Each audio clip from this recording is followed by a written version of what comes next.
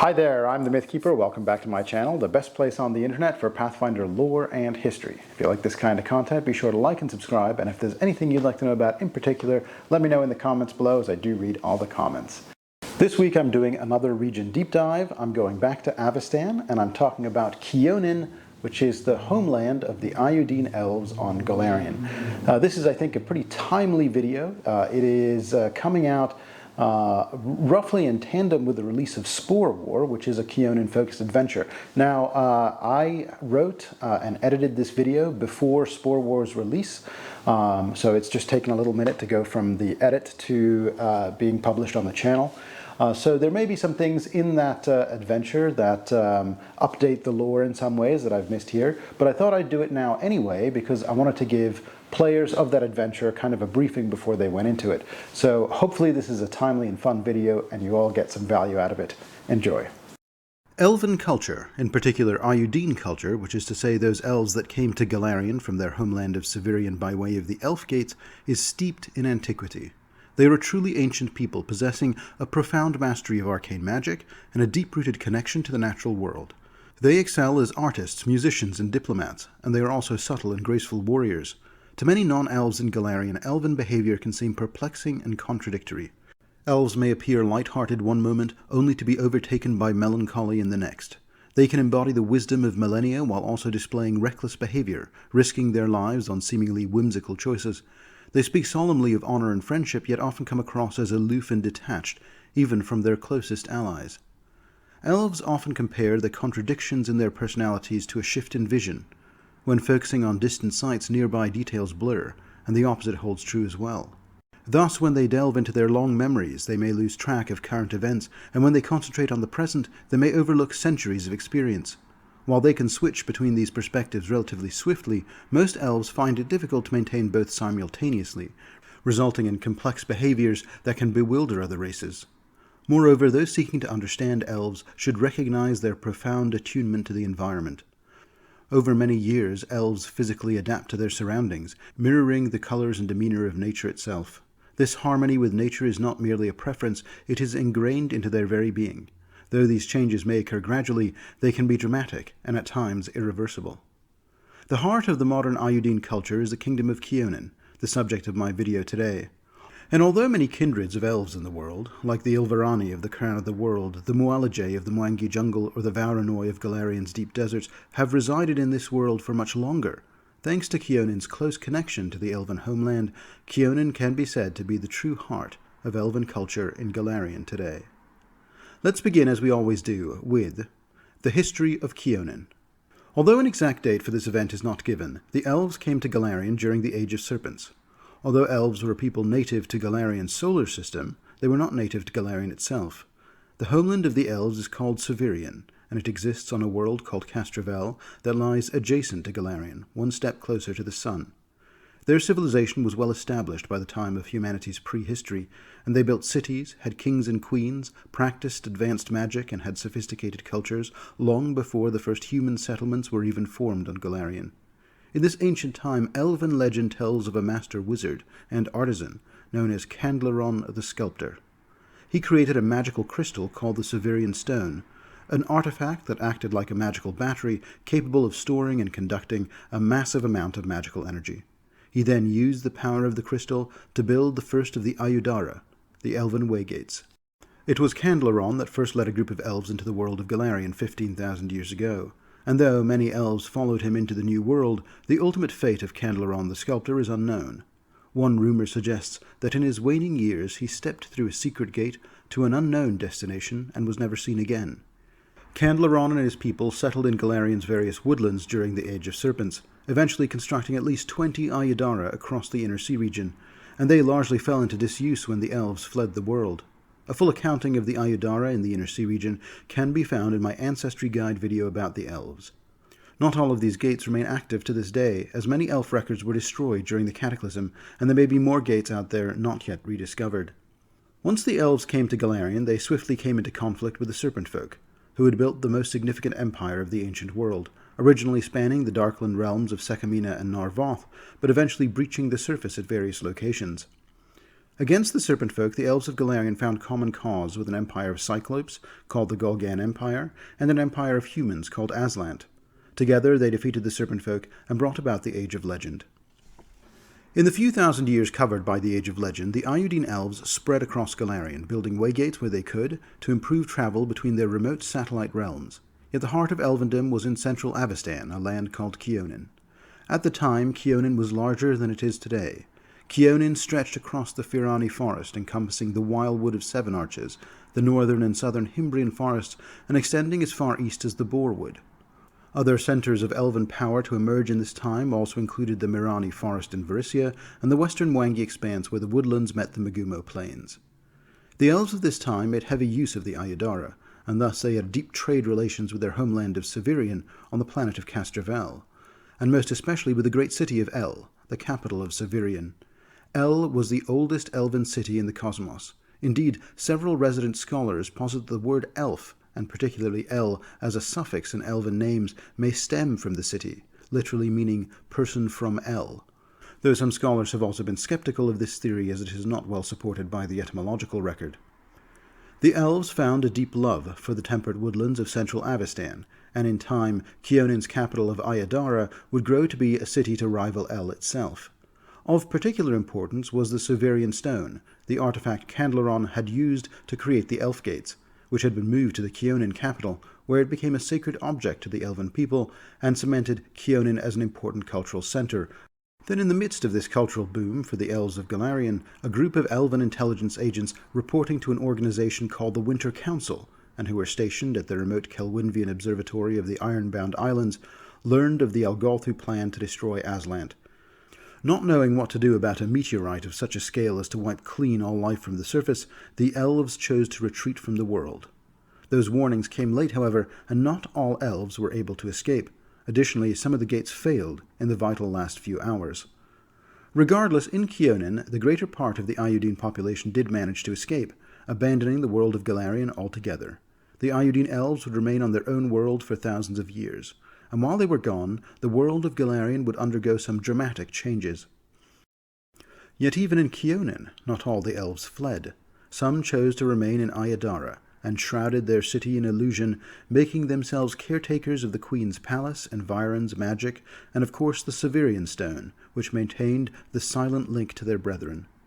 Locked behind their graceful walls, the Ayudaran Honor Guard weathered the catastrophic Age of Darkness, only to watch in frustration as their abandoned communities were looted by vandals and bandits, and their former homes overrun by tribes of squatters. Artifacts and treasures lifted from these pillaged communities would reach markets across the world, and to this day many Elves of Kyonin still consider their sale a slight against elven kind. Most importantly, perhaps, the Aiudeen Elves were likely unaware that the meteor impact did not strike Golarion with the full force it should have, as it had been intended by the Algolthu. It was fragmented through the intervention and ultimate sacrifice of the Aslanti moon goddess Akavna. What followed instead was 1,000 years of darkness, followed by a slow recovery, and eventually a return to prominence of humanity across most of Golarion, who picked up the legacy of old Aslant.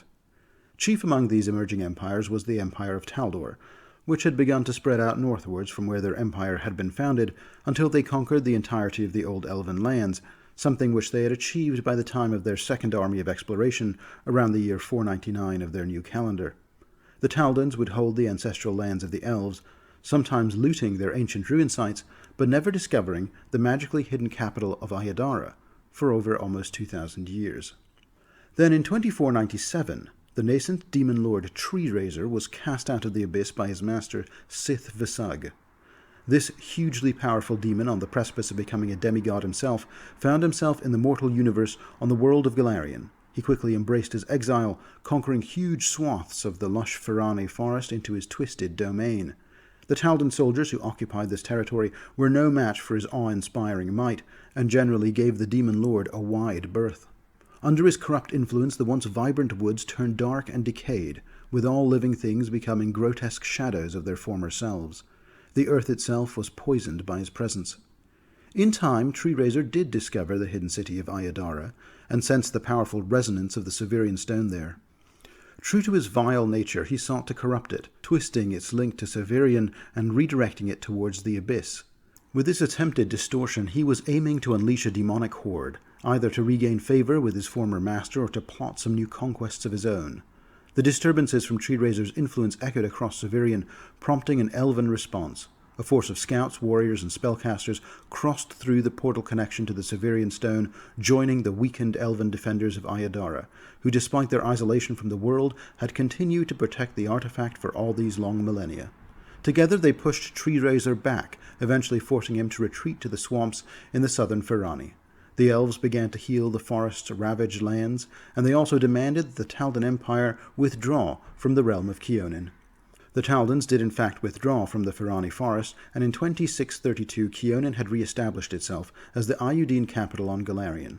The Aiudeen soon made efforts to send agents of theirs across the world of Golarion, rediscovering their lost kin, reclaiming sacred groves and relics, and reactivating dormant magical gates linking their ancient holdings. On occasion, the elven desire to reacquire their old settlements would lead to conflict with the new indigenous peoples. For instance, the Taldans willingly agreed to withdraw from the Firani forest, but they did not withdraw from the southern Himbrian forest in the province of Gult, nor from the Wildwood forest of the Duchy of Seven Arches, nor from the northern Himbrian north of Gult. In 2690, the Elves, angered by the Taldans for refusing to return to them any more of their ancestral lands than the Firani forest, launched a surprise attack on the Duchy of Seven Arches, seeking to claim the Wildwood. The resulting conflict caught the elven attackers off guard.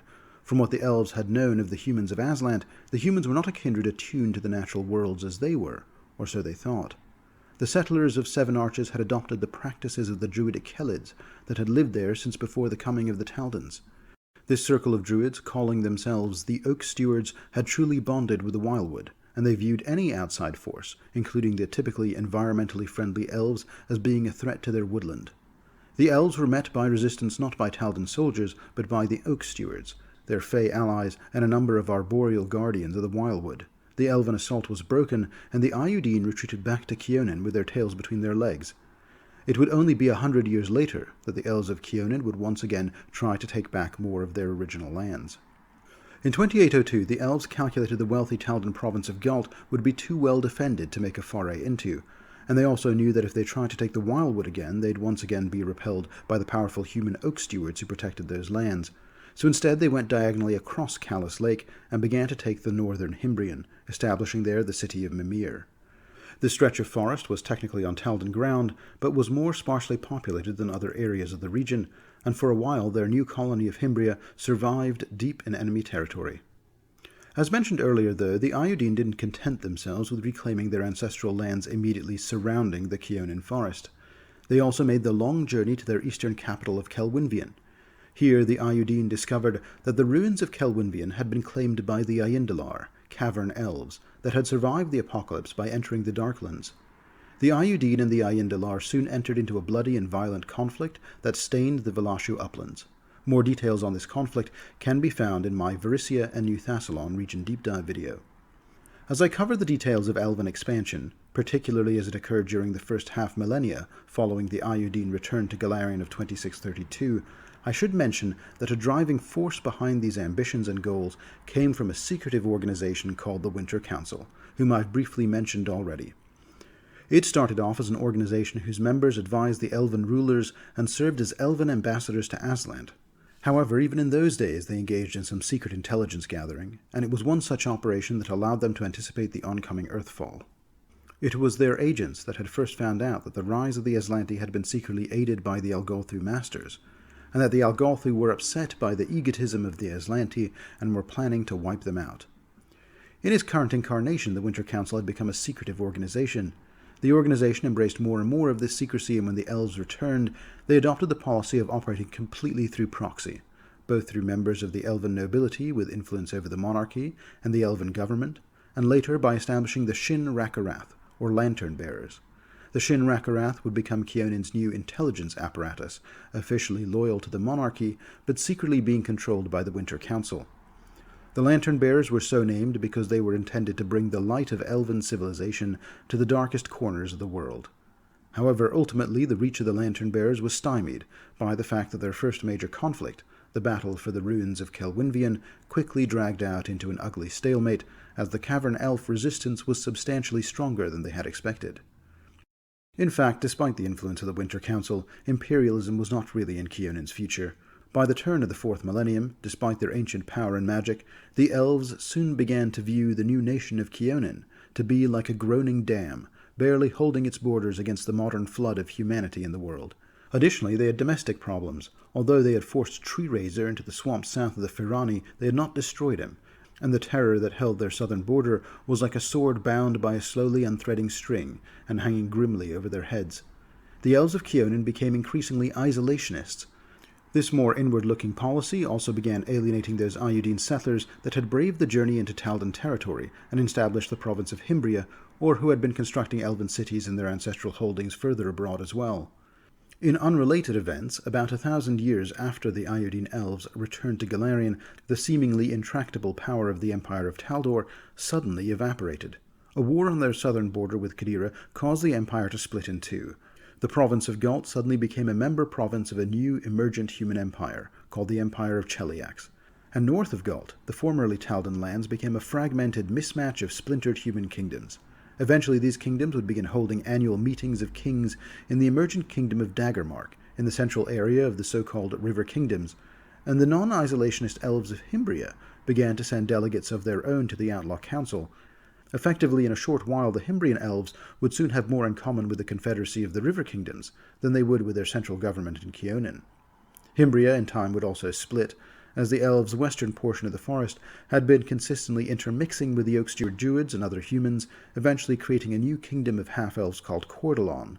The shift was extremely gradual, taking many centuries to happen, but today Cordalon and Himbria are recognized as member kingdoms of the Federation of River Kingdoms and not as colonies of Kyonin.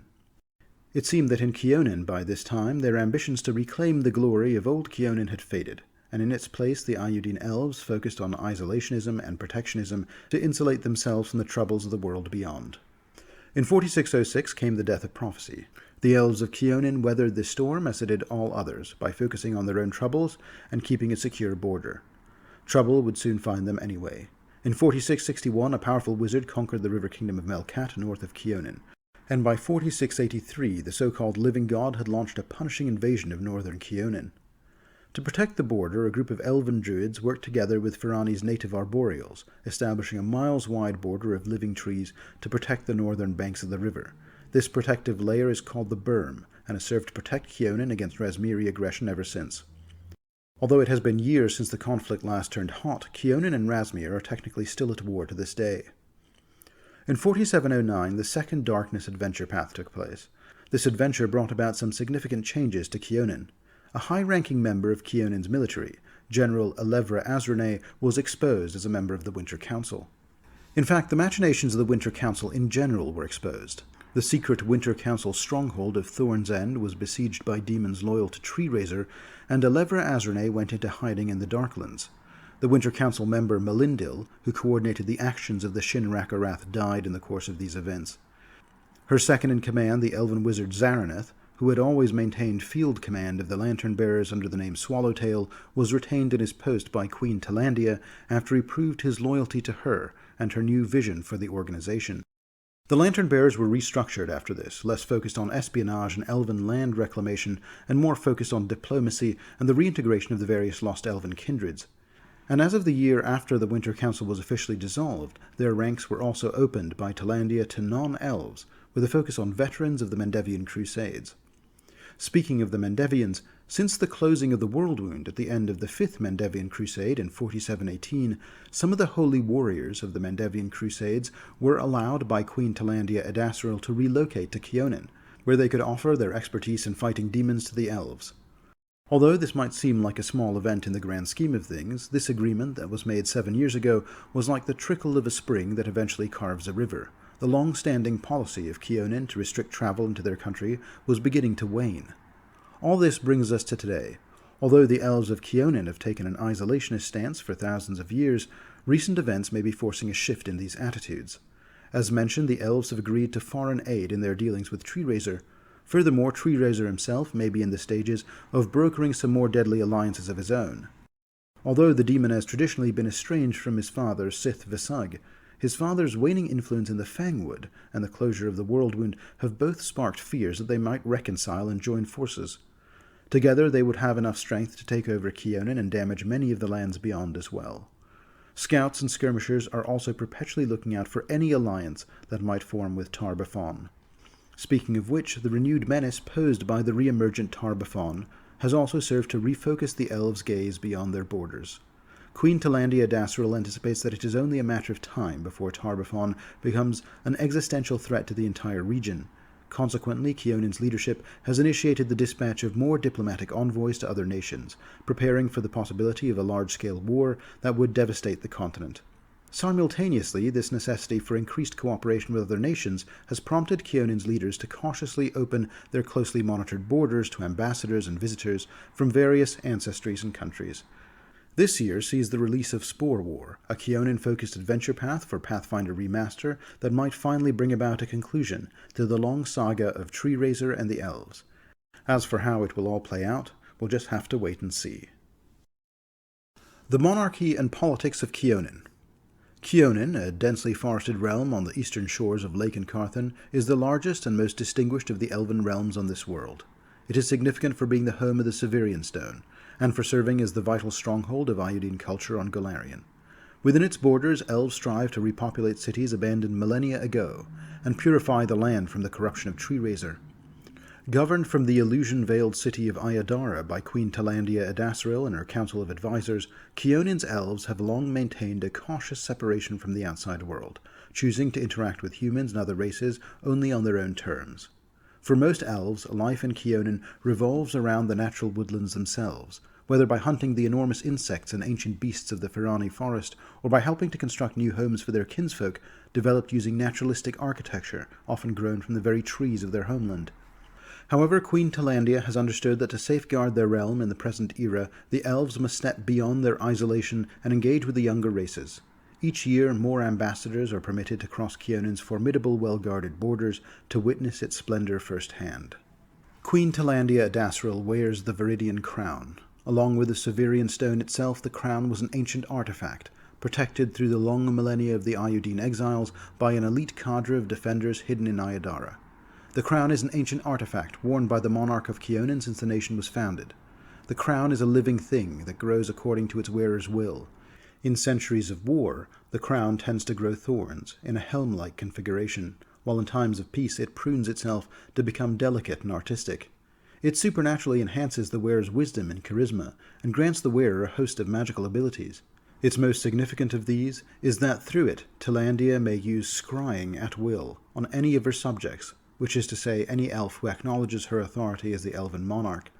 This means that from her seat of power in Aiudara, Talandia can see events that transpire far and wide, from across Avestan to distant Tianxia, wherever the Aiudeen elves of Golarion are traveling. Talandia maintains an impeccable appearance, with rarely a hair out of place, though the occasional faint talon mark on her skin hints at her singular passion beyond ruling, falconry.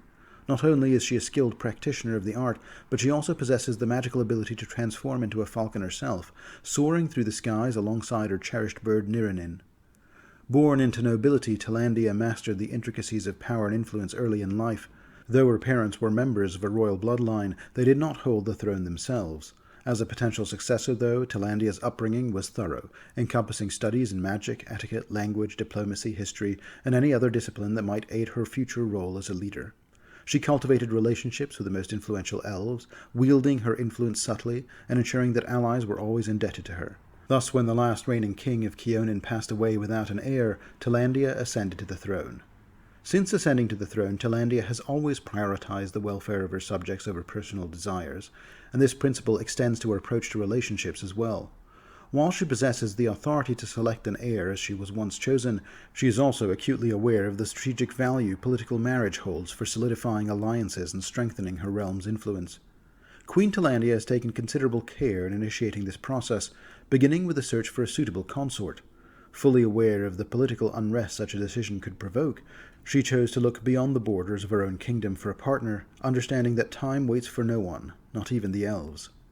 Her quest led her on various diplomatic travels, including a significant visit to the Mwangi Expanse, where she met with the elven communities and explored the ancient ruins of Nagisa. The Alajay elves, guardians of Nagisa, typically barred outsiders from their sacred sites, yet they permitted the queen to pay her respects. It was there that Talandia encountered Zazarel, an Alajay elf renowned for his expertise in training large felines, mirroring her own mastery of birds.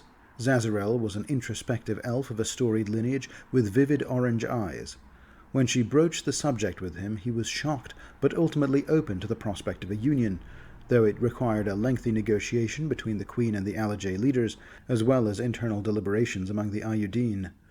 Zazarel accompanied Talandia back to Kyonin, intending to become acquainted with the kingdom before making a final commitment.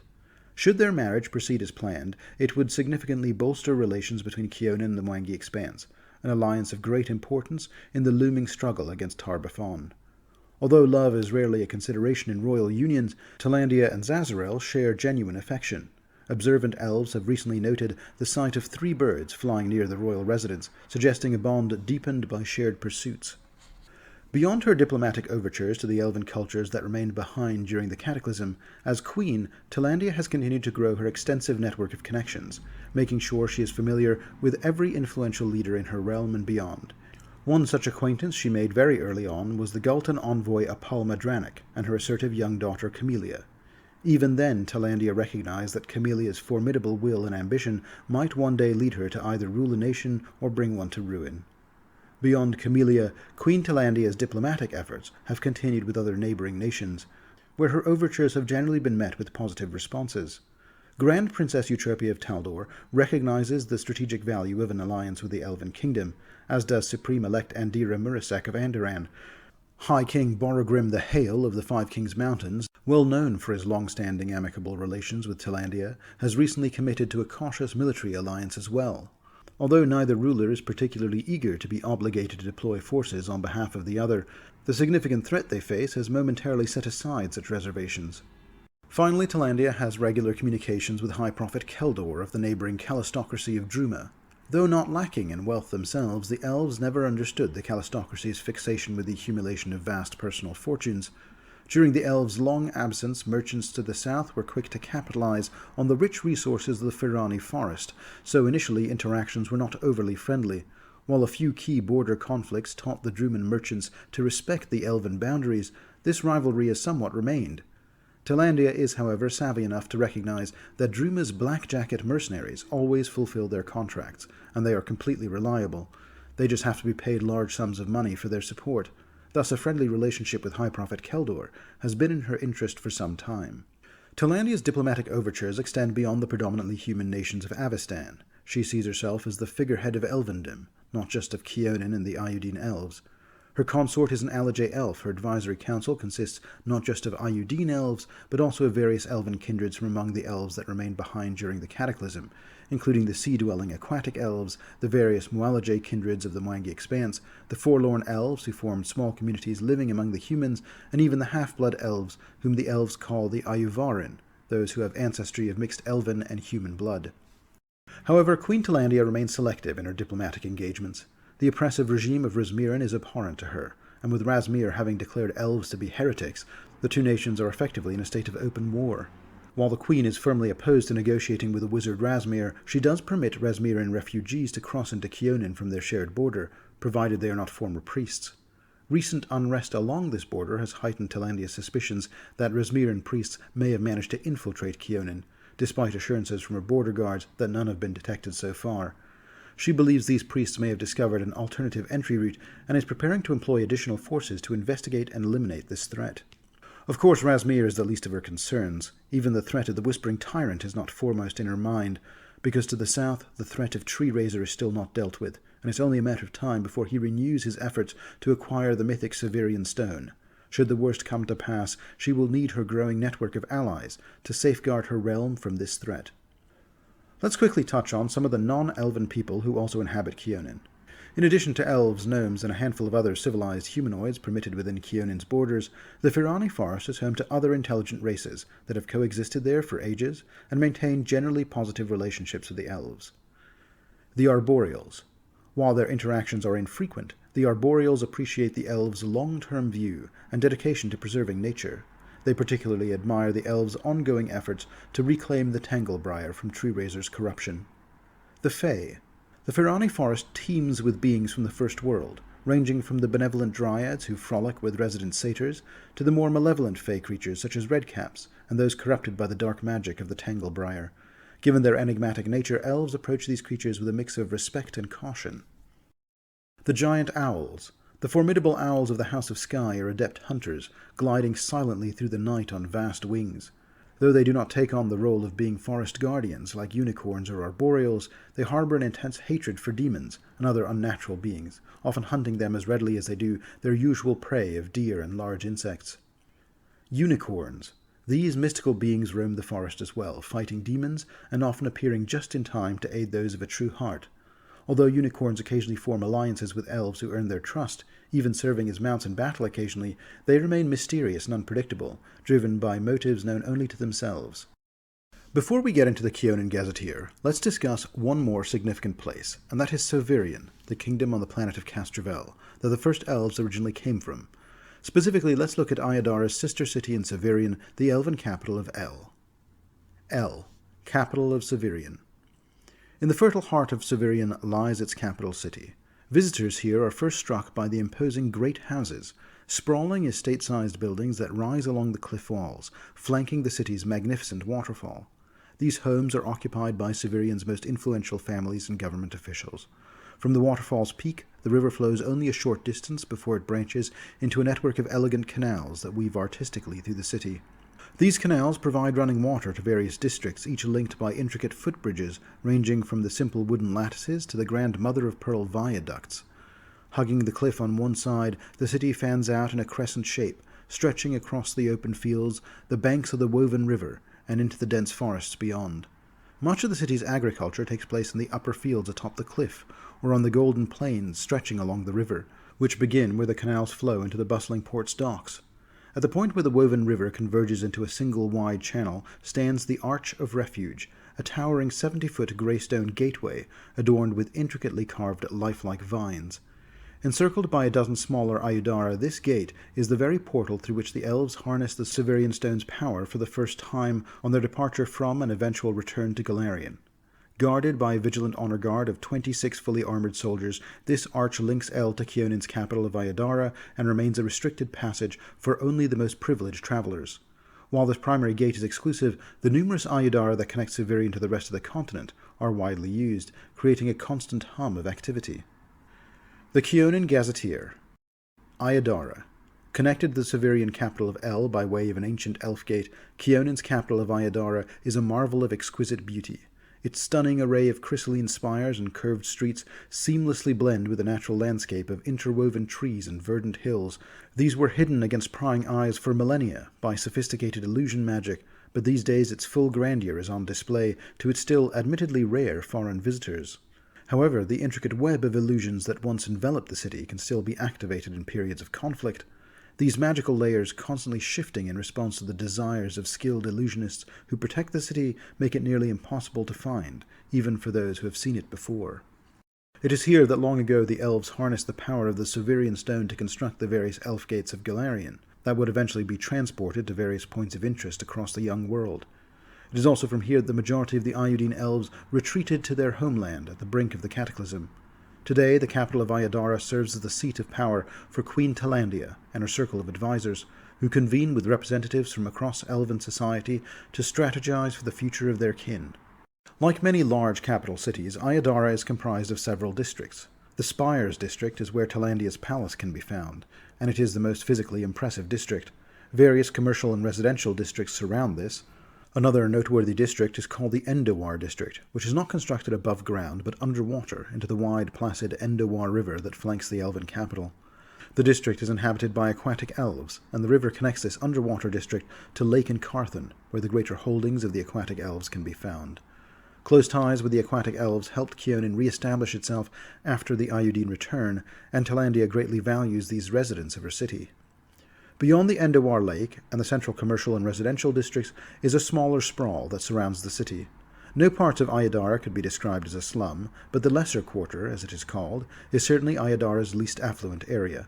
The Lesser Quarter is primarily populated by Ayuvaran half-elves and forlorn elves who have come to Kyonin but are not comfortable reintegrating with the rest of Aiudeen society. This tendency for the Aiudeen and the Forlorn to cling to the city's extremities is not due to wealth inequity, but rather due to the propensity these communities have to form their own cultures apart from the central Aiudeen culture. They themselves prefer some distance from the refined posturing of the elves who hail from Severian. Ereges. Although Queen Talandia's position is that all those of elven blood, including the half-caste Aiudeen, are welcome in her kingdom, the truth is that the Aiudeen are tolerated but rarely embraced. It's no surprise, then, that many seek the solace of others like themselves. Thus, Ereges is to the nation of Kyonin what the Lesser Quarter is to the capital of Ayadara. Situated on the shores of Lake Carthan, this village, predominantly populated by the Aiudeen, thrives in relative peace, earning its livelihood through fishing and occasional smuggling for merchants who prefer to avoid the official routes through green gold, an arrangement the Kyonin government has long suspected but turned a blind eye to. The village itself is built upon the ruins of ancient elven stone towers, most of which have crumbled to just a few stories, with their blocks repurposed for other construction. Beneath the rubble, hidden entrances hint at subterranean passages that may connect the towers, but after several curious explorers had vanished, the locals have chosen to let those secrets remain undisturbed.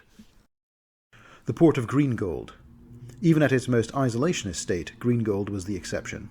No nation can thrive with completely closed borders.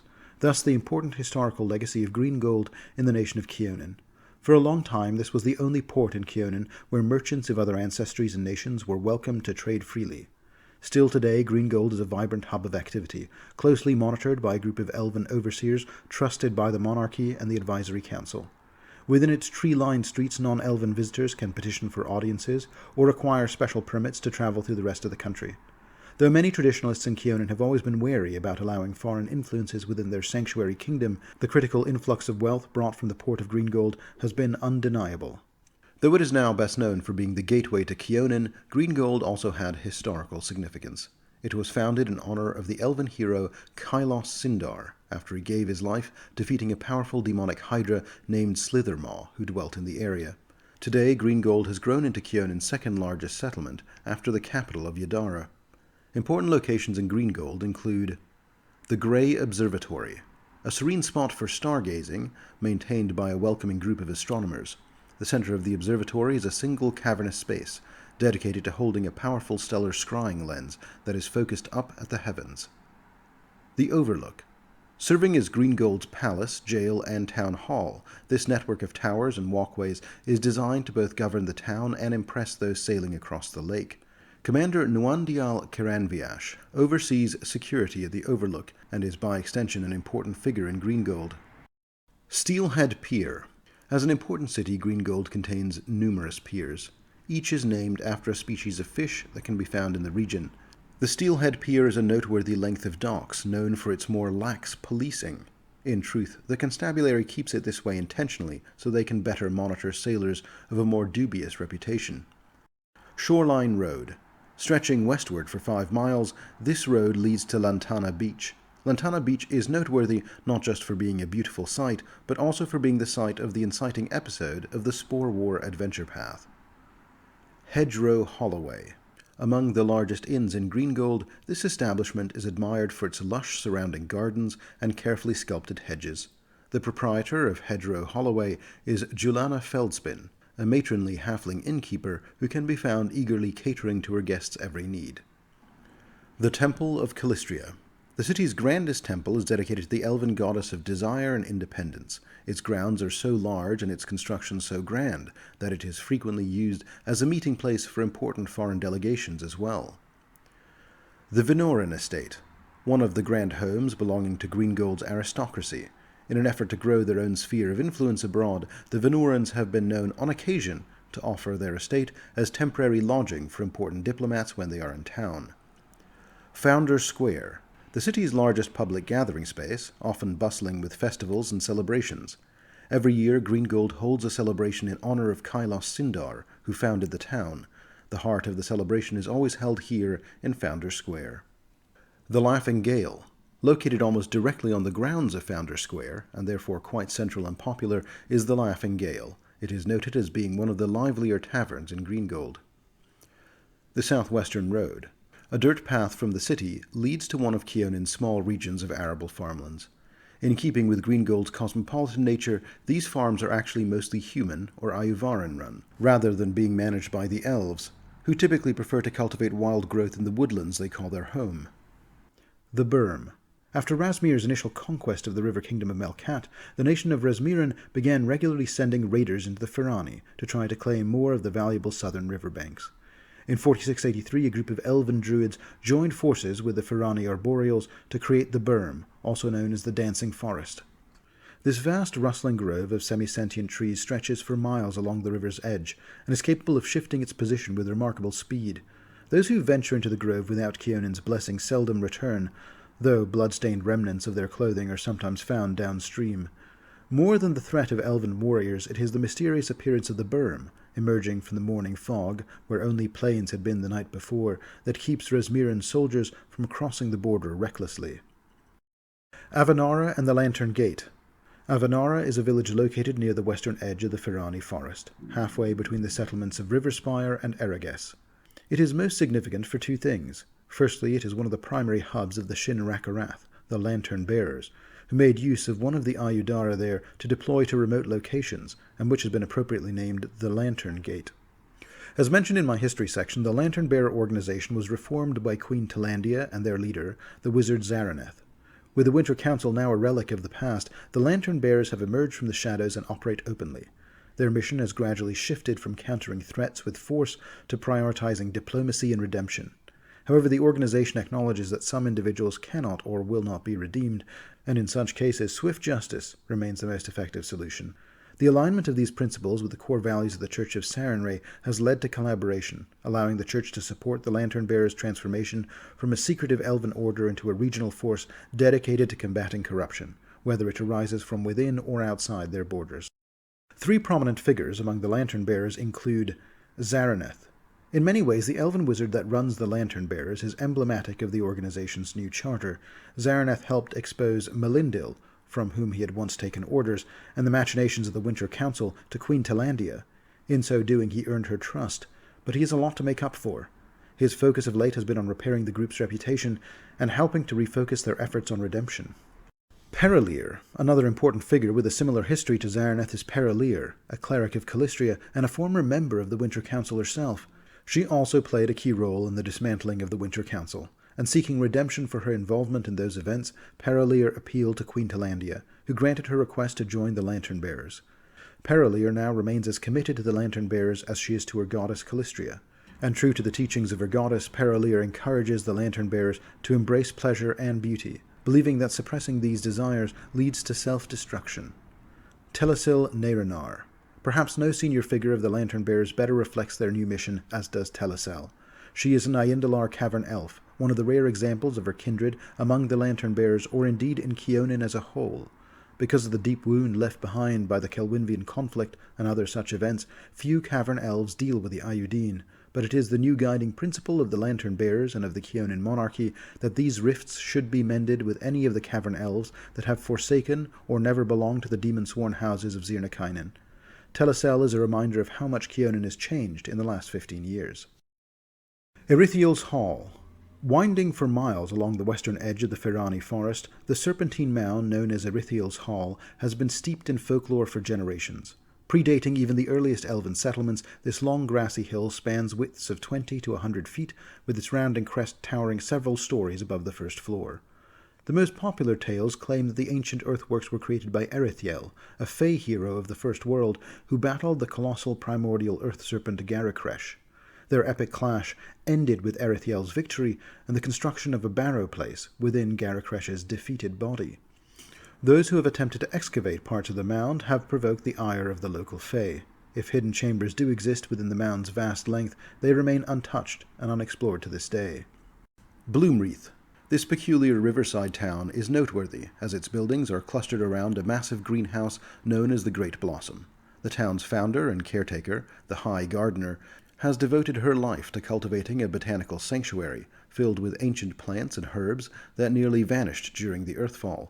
Her ultimate mission is to safeguard a specimen of every plant species on Golarion, ensuring their survival in the event of another catastrophic upheaval. Beyond the Great Blossom, meticulously sculpted topiaries, shaped like animals and graceful dancers, line the streets, serving as landmarks, much like signposts in other towns. Bloomreath takes great pride in producing exquisite ornamental flowers that are regularly sent to the capital for the Queen's delight. The town also hosts frequent competitions to inspire a passion for gardening among residents and visitors alike. Omesta. During the Elves' long absence from Golarion, various ancestries moved in to occupy their abandoned settlements, but none did so as inventively as the gnomes of Omesta. Rather than settling in the existing village structures, the gnomes built an entirely new town above, comprised of tree houses connected by zip lines, winches, and baskets. When the Elves returned, they discovered a thriving gnome community blissfully unaware of any notion of trespassing. After all, they hadn't technically set foot in the old elven settlement. Amused by their boldness and facing challenges in repopulating many of their holdings, the Elves permitted the treetop village of Omesta to remain. These days, the settlement is no longer a purely gnomish community, as a number of Elves have taken up residence in the structures on the forest floor as well. The Walking Man. Even the most learned scholars of Kyonin cannot definitively explain the origins of the Walking Man, though its construction hints at elven craftsmanship. Standing 30 feet tall, this humanoid topiary is an intricate tangle of woven vines and tree trunks, evergreen in the winter and blooming spectacularly in the summer. It is not simply called the Walking Man because of its appearance, though. Every year, on the summer solstice, the topiary takes a single step westward. How long it has been on this journey and what it signifies remains unknown. Observers, though, have noted that his path appears to be leading him directly towards the ruined towers of Erages. Lasinavel. Renowned as the city of unending feasts, Lasinavel takes its name from its founder, Lasina, an elven woman whose greatest joy was welcoming others to her kitchen table. At the heart of the city lies an open-air cooking station. Here, visitors can witness master chefs at work, transforming simple ingredients into culinary marvels. The smoke that drifts through Lasinavel's streets comes from its many sizzling grills and glowing ovens, filling the air with mouth-watering aromas. Every dish is crafted with precision and care, and even the most skeptical leave Lasinavel convinced that cooking is an art form in its own right. Grand feasts are constant in Lasinavel, held both day and night as chefs take turns hosting extravagant meals. Aspiring cooks are given opportunities to showcase their skills, while only the most esteemed chefs earn the honor of preparing feasts for major holidays. The most legendary dish in Lasinavel's history remains Lasina's own masterpiece, the fabled Baked Dragon. This awe-inspiring banquet featured a life-size dragon sculpted from an array of meats, pastries, and vegetables, with each portion served on hand-carved wooden scale. It took over a month for the city to finish the feast, and to this day, no meal has ever matched its grandeur. Siavenian and the Siavenian Gate. One of the lesser Aiudara can be found in the small elven village of Siavenian. The Elves of Kyonin have long known of this particular elf gate, linked to a location deep under the Fangwood. After activating it briefly many centuries ago and determining that it led to a point too close to the cavern elf city of Zirnakainen, Kyonin's previous king at the time ordered the gate deactivated, but not destroyed, since he could not bear the thought of destroying it. Instead, he placed a small contingent of soldiers in the area to guard the elf gate should something on the other side manage to open it once again. For centuries, the elf gate lay dormant and quiet, and the soldiers slowly became citizens of a cozy village that grew up around the clearing. Thus, Siavenian was born. Siavenian is currently ruled by Lord Villisteer, and most recently Lord Villisteer found himself unexpectedly the host of a small adventuring party fleeing the Darklands, who had managed to reactivate the gate. All of this occurred as a part of the Second Darkness adventure path. The ruins of Karaskai. Records indicate that before the Earthfall, a temple capped with towering sapphire spires could be found here, but the Elves have found the structure is now shattered, with shards scattered across the clearings as if from an immense explosion. Some of these shards appear to encase the bones of an ancient beast. Typically dormant, these obelisks come alive during stormy nights, drawing lightning from the sky and sending horizontal bolts crackling towards the fallen temple. If this powerful display ever served a purpose, that secret was lost with the temple's ruin. The worn markings on the columns provide few clues as to which deity it was dedicated to, showing only faint images of men with great bird wings. Interestingly, scrolls found in the Great Library of Aiudara also depict winged humanoids that lived among both the elves of the lost pre-cataclysm city of Adarshavir and among the Aslanti humans. Some evidence suggests that these might be depictions of early Strix, the avian humanoids common in parts of Cheliax. River Spire. This settlement started as a single stone tower, inhabited by the Morgathai family. It grew into a thriving town due to an unusual period of fertility. Long-lived as they are, elves have unusually poor fertility rates, something which contributes to the slow growth of their people despite their exceedingly long lives. Not so with the Morgathai clan, who over generations quickly had to expand their home with additional structures, creating a bustling community where descendants lived alongside great-grandparents. Many elves who married into the Morgathai family brought their own clans with them, yet still Riverspire's population is at least two-thirds related to the original family.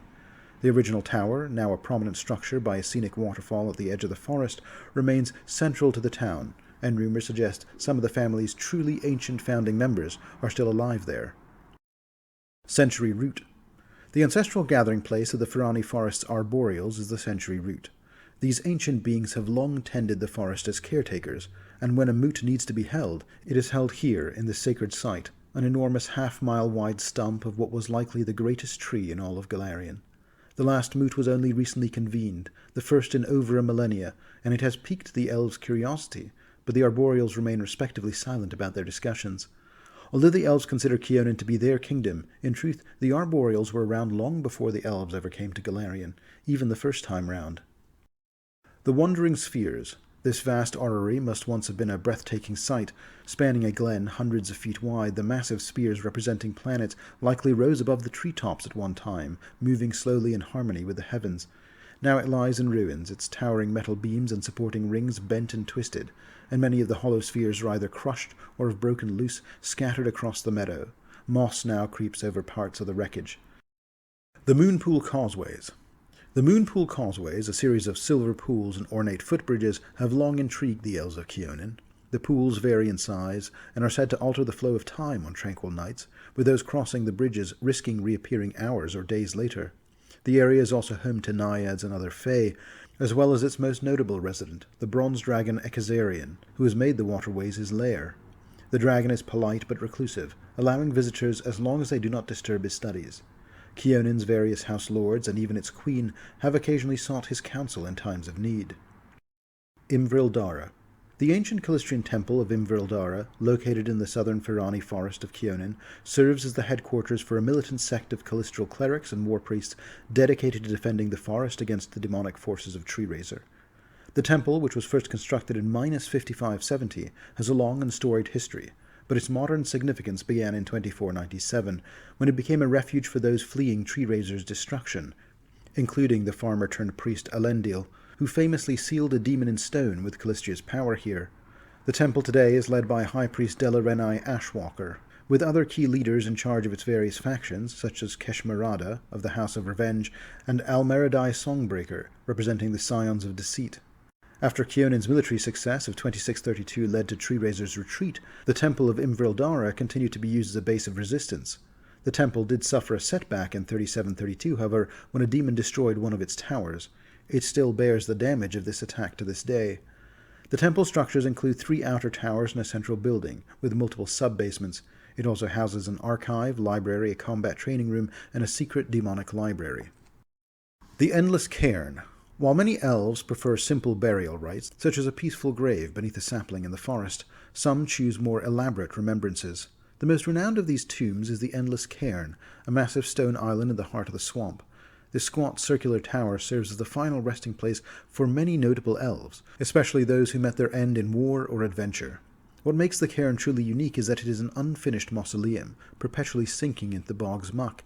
As the base gradually sinks below the surface, the elves add new levels, connecting to the ones below by shafts and passages. No one alive today even knows how many levels are buried beneath the rich soil, but records from before the exodus of the elves suggest the tradition has been practiced for millennia. The Sun Dagger. The site of the Sun Dagger, which was once a renowned center for celestial study and astrology, now lies in ruin. The observatory here, which once offered scholars an unobstructed view of the heavens, has fallen to decay over millennia. Its magical arcane laboratory has collapsed, and its invaluable libraries have rotted away forever. Today, only a bunker-like ruin with mysterious runes remains, standing atop a severe tor in the Ferrani forest. The site has since become the lair of Vodzur, a servant of the demon Tree Razor. Vodzur transformed the observatory into a place of worship for his followers, who engage in nightly rituals, including sacrifices marked by the demon's name in Elven on the altar. One of Vodzur's main acolytes is Jardim Jinglefingers Wyval, a former actor who, after his caravan was attacked by Vodzur, pledged his loyalty to the demon in exchange for mercy and control over his former master. Vodzur granted his request, bringing him to the Sun Dagger and making him one of his chief disciples. Rivathanil. This solemn expanse serves as the resting place for lost arts, a memorial honoring cultures and traditions that have faded with time. Unlike elves, not all ancestries have the luxury of memories that span centuries, able to personally recall the beauty of past creations. It is said that Rivathanil's first monument was built by an elf who had married a human sculptor, an artist whose unique techniques defied imitation. Though others could replicate her style, they could never capture the essence that made her work extraordinary. When she passed, her grieving husband adorned her tomb with the sculptures she had crafted throughout her life, works now forever beyond the reach of artisans to reproduce. Stricken by the brevity of such brilliance, he consecrated her resting place as a sanctuary for every lost art and forgotten culture, ensuring they would not vanish without remembrance.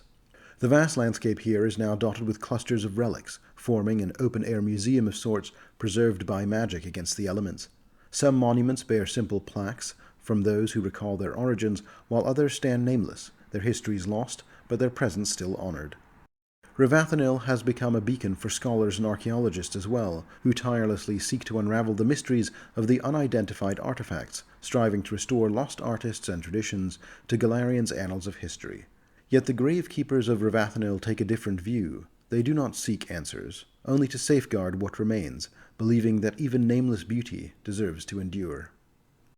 The Tanglebriar. Despite the fierce efforts of the returning elves, even the full strength of their nation could not entirely drive Tree Razor from his stronghold in the murky southern swamps of the Firani forest. Over the centuries, this region became more shadowy and corrupted, transforming into what is now called the Tanglebriar, a dark, oppressive realm where ancient trees shroud the land in near constant dimness. Within this eerie gloom, wicked fae ally with Tree Razor's demons, and the native wildlife have become twisted and unrecognizable. Countless elven rangers have dedicated their lives to patrolling the border, striving to prevent the Tanglebriar's spread, yet Tree Razor's minions still frequently launch brutal incursions into the surrounding lands, leaving devastation in their wake. On the outskirts of the Tanglebriar, Thorn's End and the devastated city of Shevaroth can be found. Thorn's End and the Tangle Gate. As described in my history section, when the inheritors of the legacy of Kyonin's original Winter Council returned to Galarian alongside the other Aiudeen elves, they sought to quickly re-establish the power centers of their forebears. However, the Council's traditional headquarters, the fortress of Thorn's End, was situated within what had now become the Tanglebriar, the domain of the demon Tree Razor. When agents of theirs explored it, they found that the building's ancient wards had kept it relatively intact, and the Council concluded that, with the aid of an artifact known as the Maleficus Spike, they could make it effectively demon-proof. In an act of hubris, the Council moved back into Thorn's End, despite it being so close to enemy territory, and simply defied the demons to do anything about it. For 2,000 years, this ambitious plan worked in their favor. They now had a secret base in which to carry out their plans, in a location completely safe from the attentions of any other elven factions. Thorn's End also conveniently included one of the Ayudara, the Tangle Gate, and this allowed them to regularly commune with their agents all over Avestan and Garand. At the time the events of Second Darkness began, the Winter Council was comprised of 6 members: Lord Oramestes, the High Lord of the Winter Council; General Alevra Azrene, who served as a high-ranking general in Kyonin's military; the Druid Arlindil, the oldest member and originally one of the most hard-line traditionalists of the group; the Wizard Hyalin, who served as the Council's expert on arcane matters; the Ranger Malindil, former leader of the Shinrak Arath. Malindil was the Council's spy master; the Calistrian cleric Perilier, whom I've already discussed, and who served as the Council's theologian. The exact fate of all 6 members of the formerly powerful Winter Council are not all detailed in later sources, but the fates of some of these individuals have been confirmed. In the course of Second Darkness, General Alevra Azrene slew Lord Oramestes herself when he did not agree with her mad plan to destroy the Darkland city of Zirnikainen. Alevra then fled the Council and hid herself in the Darklands, damaging the Maleficus Spike in the process. The demons became emboldened by the weakening of Thorn's End's wards, and the stronghold came under siege. The wizard Hyalin became corrupted by the power of the damaged Maleficus Spike, and by the time the heroes of the Second Darkness AP caught up with him, he was likely beyond saving. He and the former leader of the Lantern-Bearers, Malindil, would likely have been killed by them, as would eventually General Alevra Azrene when the heroes finally caught up with her in the deepest recesses of the Darklands. Later sources confirm that the cleric Paralir sought redemption and has been working for Zarneth and the reformed organization of the Lantern Bearers. Meanwhile, the fate of the druid Arlindil is the least clear. By the time the heroes caught up with him, he was beside himself with grief from the death of his animal companion and Lord Oramestes. He considered himself partially responsible for allowing Elevra to fall to extremism as far as she had. The downcast druid was despondent with the heroes, declaring the Winter Council dead, and that he wished to abandon the Keep of Thorn's End to the demons of Tanglebriar and throw himself before Queen Talandia for her mercy. All this suggests that Arlindil may have survived the events of Second Darkness, and sought some type of redemption for himself as well. Perhaps he is living in exile, or perhaps he has taken his own life given the depths of his depression at the end of this adventure. Shevaroth and the Thorngate. Before the Earthfall, Shevaroth was one of Kyonin's most populous cities, and boasted the largest Calistrian temple in the Inner Sea region. The well-preserved remains of Shevaroth were one of the first ancient elven sites that Tree-Razor's demonic legions captured. Despite repeated efforts by Kyonin's government to reclaim this significant ancient city, Shevaroth remains firmly within the Tanglebriar's corrupted power. Its once bustling streets now echo with the cries of demons and vengeful corrupted ghosts as buildings crumble into decay. Only the Grand Temple here stands occupied now, repurposed by mad cultists who channel Tree-Razor's dark power to perform profane rites that mock Calistria's sacred traditions. While information is scarce, rumors also persist that the cathedral has been filled with enormous cocoons and chrysalises, each larger than a man, poised to unleash their profane contents at an unknown moment. Only a short distance from Shevaroth lies the Thorngate, another long-disabled Aiudeen, but one which was recently activated by the Kyonin General Tenesai for the purpose of sending a small strike team of the Pathfinder Society in the adventure The Elven Entanglement. Deeper into the Tanglebriar than Thorn's End and Shevaroth are some additional dangerous points of interest. The Witch Bowl. This immense gnarled thorn tree serves as Tree-Razor's palace. Colossal and grotesque, the Witch Bowl stands on sprawling roots like those of a mangrove, its slick black trunk carved and scarred with the chambers of the demon's fortress. The living citadel moves laboriously through the forest on twisted roots, its splintering canopy at times forming the eerie semblance of a face. Branches are studded with the impaled bodies of valiant elves who dared challenge the demon. The true origin of the Witch Bowl is uncertain, but the grim silence of the Ferrani Arboreals in the matter has fueled suspicions that the twisted behemoth might once have been one of their own, now hideously corrupted beyond recognition. Arabrecht. The site of a once grand manor belonging to the powerful elven archmage Elthian now lies in ruin. Elthian chose to remain on Golarion during the Elves' exodus 10,000 years ago, and thanks to his incredible eldritch power, he survived all those long years. For millennia he lived in isolation undisturbed. When the Aiudeen finally returned to battle Tree-Razor, Elthian assisted them, attempting a powerful spell to banish the demon, but his efforts failed, resulting in an explosion that destroyed his manor. Elthian has not been seen since. Now a mysterious sphere of darkness hovers over the clearing where Arabrecht Manor once stood, surrounded by bent trees and a constant inward-blowing wind. The Cicatrix. This wasteland, situated between the Five Kings Mountains and the southern edge of the Ferrani forest, was once part of the Tanglebriar. When the returning elves found their magic and weapons inadequate to dislodge Tree-Razor from his swamp stronghold, they resorted to purging the demon's blight with fire. Though the flames succeeded in driving out Tree-Razor, the victory was bittersweet. Centuries later, the land remains barren, marked by blackened, scattered tree stumps. Camouflaged oozes prowl the lifeless grounds, preying indiscriminately on elves and demonic creatures. The scar, resistant even to elven restoration, is shunned by all of Kyonin's inhabitants. South of the Tanglebriar, rising up into the peaks of the Five Kings Mountains, Tree-Razor's corruption begins to fade. Here in this area, there are a few more points of interest held by the elves. Corellisian.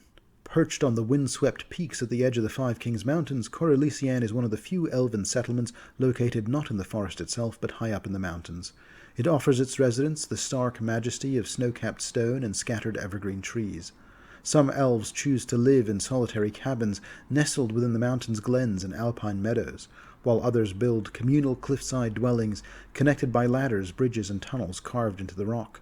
Though the community is sparse and largely composed of elves seeking a peaceful, simple life, the residents of Corellisian work together to ensure everyone has enough resources and protection to endure the harsh, dark winters and the predatory mountain cats and other creatures that roam the night. The House of Sky. For millennia since their arrival in Kyonin, the Elves have shared a steadfast alliance with the giant owls that prowl the Firani forest. Initially wary of humanoids, the owls quickly recognized the mutual advantages of such a partnership, an alliance that has only deepened with the emergence of Tree Razor and other dark forces. Under the leadership of Winglord Krieg, also known as the Breath of the Mountain, the majority of these majestic creatures nest in a stone eyrie perched high on the cliffs of the Five Kings Mountains. This stronghold, known as the House of Sky, comprises vast chambers carved into the rugged rock, where the owls convene and deliberate, each call and screech weighed carefully by their leader. While the royal family of Kyonin and a select few who have earned the owls' trust can call on them using enchanted whistles, others must prove their determination by making the arduous journey up to their eyrie. This involves scaling sheer cliffs and navigating narrow rock chimneys, all under the watchful eyes of the owls, who keenly assess the resolve of those seeking their counsel.